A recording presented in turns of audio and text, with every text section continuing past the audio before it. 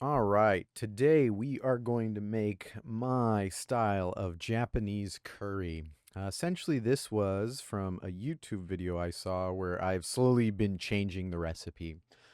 Where we are currently at with this recipe is I like to use chuck roast, and then I like to use onions, potatoes, and carrots. Technically, if you don't have carrots, that's fine. I guess technically you could get away with not using potatoes either, but I really love the onion with the beef. I mean, it's a common love. Um, and then we've got essentially a curry packet. I actually hardly ever use this stuff. I normally use the golden curry. However, this one ended up being pretty good, so I don't want to dog on it too much. However, some people swear by the golden curry. Other than that, the other sauces you're going to want is going to be an oyster sauce. This usually adds a deep, rich umami flavor. Dark soy sauce is just really nice. Again, it's a nice deep flavor. You can still use soy sauce or double the amount of soy sauce if you still want that flavor. It's just, I use it because it's concentrated and I feel like it adds a deep flavor. So it might just be my own brain. What is it? Dang, I'm losing it. Oh, placebo effect. Thank you, brain. Anyways, I'm probably just getting big placebo effect. And then you're going to want some kind of fish sauce. I know nothing about them. I just buy whatever looks good or what I think people would buy. Next, you're going to want to cut the meat. It's kind of up to you what size you want to cut the meat in. You can do bigger chunks if you want to. We're just going to go over what I do real quick. I do small cuts. I used to do larger ones. However, if you don't have enough beef, I feel as though it gets really sparse for who actually ends up getting meat, and you almost end up having a curry that has absolutely no meat left in it. And it's kind of lame having, almost a liter or two of meatless curry. So I currently cut it really thin. The only downside to cutting it thin is if you love that nice crispy on the outside, but still nice and red on the inside, you're definitely going to lose that on these. Um, the other thing you need to make sure to do is not get it too hot during the cooking process, but we'll go over that when we get there. So first, pick a preference. And if you do not have a preference, I'd say kind of go a little bigger than what I cut it, just so that way you don't have to worry as much when it comes to the cooking process. Next, we got potatoes. I don't know what else you want me to say. I'm just assuming you'd like to quickly watch me clean them all up, so I might as well go over the commentary. As you can see, I made it a mess before, and now I'm trying to clean it up and make it look organized for you guys, because I got to make it look semi-decent, right? Um, Next, you can use any carrots you want. We only had the fingerling carrots. I stole the rest of my mom's, but I know she was willing to give them up for me. Other than that, you can buy the large ones, which is what I normally do, and then I skin them, and then I cut them up into all sorts of random little bits. As you can see, I'm kind of trying to do that with these ones. I'm obviously trying to save some time because I'm actually kind of hungry at this point, and I also want to see how quickly I can do this. But do not mimic me. I would do no more than like 3 or 4 at a time. If you don't know what you're doing, then I would do no more than one at a time. Onions, pretty basic. You do not want to try and peel it the way I do. I just try and do it this way to leave out the amount of mess. However, I've come to believe that it's quicker to just do a couple cuts, clean it off later. I was only doing this because this is what I normally do, and I haven't found a better method, which I haven't tried yet, but we'll try it in the future.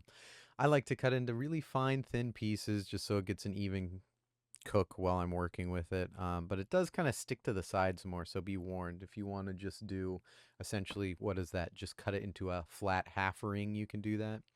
I just like cutting it into a whole bunch of little bits. Other than that, when it comes to cooking, you have a few options that you can work with. I'm going to essentially be using the same pot I'm going to be cooking it in. Now, I do like having a large bottom because that kind of determines how much we can cook at once. I would not recommend this large pot for anybody who's trying this for the first time. Cooking the meat can be a bit tricky, so if you would like, I would certainly recommend using a smaller pan to do the initial cooking in, and then you can switch over to the pot for everything else. So when it comes to the spatula, you're going to want something that's going to be rigid at the bottom at the very minimum, just so you can actually scrape the bottom. You are not going to want anything that's made out of plastic or rubber. Wood is fine. Metal is fine. Those are the only two I'd really like to use. Technically, the other ones could work if they get up to the heat grade. It's just I don't like plastic. I don't like melting. Metal doesn't melt, and wood doesn't melt. So I use those two. I just like the metal because I know it scrapes the bottom. So it's just one of my things. But if you can work around it, we can work around it. Anyways, next, I like to drop in just a little bit of water to tell how hot it is right now. Oh, I never told you what oil to use. You're going to want to use canola oil. I'm using bacon fat just to see how it comes out. It came out with what tastes like less flavor. I really do like the taste of the canola personally. It's just I'm trying to use just what we have on hand, and I made bacon recently, so I wanted to see what it would taste like. But it blends right in with the beef. I can't even tell. Anyways, I drop a bit of water in there to see how hot it is. This one sounds like if I had to rate it, I would say we're almost at the temperature I like. Like it needs to get just a little hotter for me to think that it's perfect, but we're within throwing the meat in right now, to just wanting it just a little warmer. When placing the meat in, you're going to want to make sure to cover the entire bottom, and still see some of the pan. You are not going to want any of the meat stacked on top of each other. Essentially, you can do it this way if you want to. It's just going to make the second phase of cooking the meat difficult. Essentially, the first phase here is just to get that initial sear on it. And then once it gets kind of this nice golden look to it here, I like to toss it and turn it before it gets too hot. Now, if you were to be using the larger chunks of meat, you'd probably want it to go just a little longer since you obviously have control over the 6 sides you're working with. With the little giblets of meat that I have here, I just like to keep stirring it around, and make sure kind of every side gets a chance to sear just a little bit. But some sides obviously get overdone. Nothing you can do about that. It's the nice little spectrum of cooking, unless you're a professional, which I am not. So we work with the nice little spectrum. And then, yeah, usually I like to turn it with the once it looks golden. Now, as you can see at the bottom of this pot here, essentially this is what it's going to look like when it starts to stick. This is when you want to keep an eye out and just stay calm. If you're worried it's getting darker than this, turn the heat down. Always work with less heat. It's always better to work with less than to overdo it. I'm so used to overdoing it. I've learned that you know what? If you're here to finish the race, it doesn't matter whether it takes all day or if it takes 5 minutes. But if it takes 5 minutes, that's probably because you burnt everything and you're so done you give up. So I usually like to pace it out and make sure it takes longer versus less time. If you're not confident, go slower. Um, when we're working with this brown, though, this is just about perfect. It can obviously get quite a bit hotter if it needs to. However, this is kind of my sign that it's about time to kind of finish up or make sure that the meat's moving around so that way we get an even cook to it.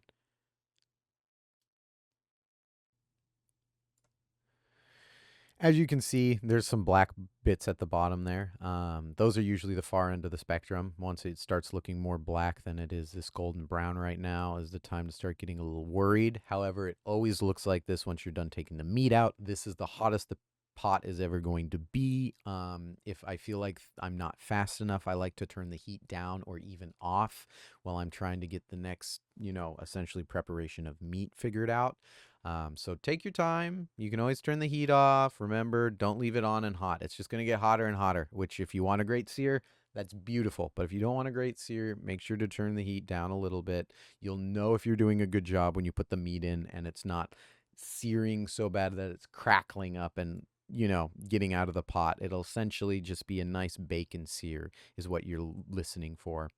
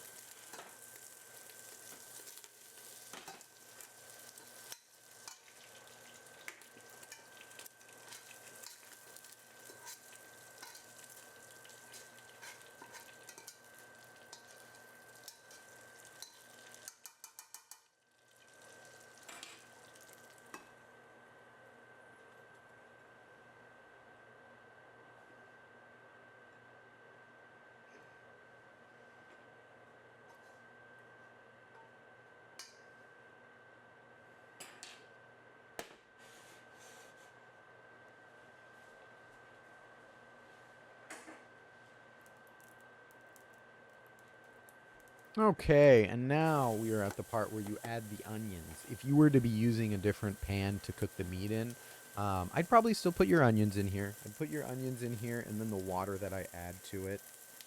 And then I would transfer it over to the pot once it's all cleaned up here. As you can see, once you put the onions and water in, it immediately cleans up the bottom there. So no need to worry. Just make sure to add a little water, and then you can pour everything else out. I like to make sure the onions are as cooked as possible. Right here, I would say that's probably just starting. You probably still need to do it for quite a while here. Um, and then once they start to get soft and flat like this, they're just about done. You can go for way longer though if you want to. I usually like to get them completely dissolved, and I could definitely still tell. I think there were some skins on this one, to my knowledge, but it's if you use a red onion, that you can tell way more. I cooked the second one with a red onion and everything. I normally have like a little teapot boiling right now. Electric kettle actually is what I've got going. And that's what I use to essentially add the water in just enough to cover everything. Of course, it's always ends up coming out thick, so I like to add a little extra water this time. And I wanted to make sure that it could actually get to all that fat. Now, normally there's a lot more fat that comes off here. I don't know if I should have let it boil longer or not, but I really don't care. People say it adds a bad flavor, but unless I'm eating the foam straight off the top, I honestly can't tell. Um, Next, we're getting to the rice. As far as the rice goes, I just like to mix it with kind of cool to cold water. If you want to be insane, you can add the coldest water. They say the colder the water is, the better the rice is. I say I'm not smart enough to tell the difference between somebody who put in low effort and somebody who put in maximum effort. So I put in just enough effort to feel as though the placebo effect is taking effect and the rice is done. If you would like a real indicator of when I like to say when it's done, I can usually tell by about the third or fourth wash that the grain of rice is starting to break apart. You can always pull your hand out and see. I like to say once it's starting to break up about this much, you're just about good. You can see they're not totally broken up, but the ends are definitely starting to crack and fall apart. So then I usually like to not overdo that. I usually like them not all broken apart. Mix it a couple more times. You can kind of see that the color never really changes, but I like to wash it out a bit. Then equal parts water to wet rice. Um, then after it's been cooking for about 30 to 45 minutes, I like to put in the curry blocks ahead of time. I like to let it cook for about another 5 to 10 minutes before I add everything in. And then and then I like to check the potatoes to tell if it's really done or not. I once the potatoes start getting done when you mix it in, you know how soups work. Why am I telling you this? But anyways, I once the potatoes get added, it adds this nice creamy flavor. There we go. That's essentially what I was trying to go for, but my dull tone voice doesn't allow for it. All right. Pro tip, make sure to add the oyster sauce last or whichever sauce you're using that is the thickest. Remember, I forgot Worcestershire, whatever. So make sure you add that as well. I was adding 2 tablespoons, which was quite a lot for this. I would probably recommend going no more than probably a tablespoon and a half with all of these per probably 2 pounds of beef, 2 pounds of potatoes, 2 pounds of onions. It's not quite equal. I think it's about, what is it, 2 parts meat, 1 part potatoes, 1 part carrots, equal. You could be equal to half parts onion. Um, and then I usually like doing the curry blocks a little less than what they recommend or about the same. And then, yeah, this ended up being way flavorful. But if you like a flavorful curry that you can spread across lots of rice, then I would highly recommend doing it with the 2 tablespoons. It's just intense flavor. If you do not want intense flavor, I would recommend sticking with 1 tablespoon for everything. And if you want a little more flavor, 1.5 tablespoons.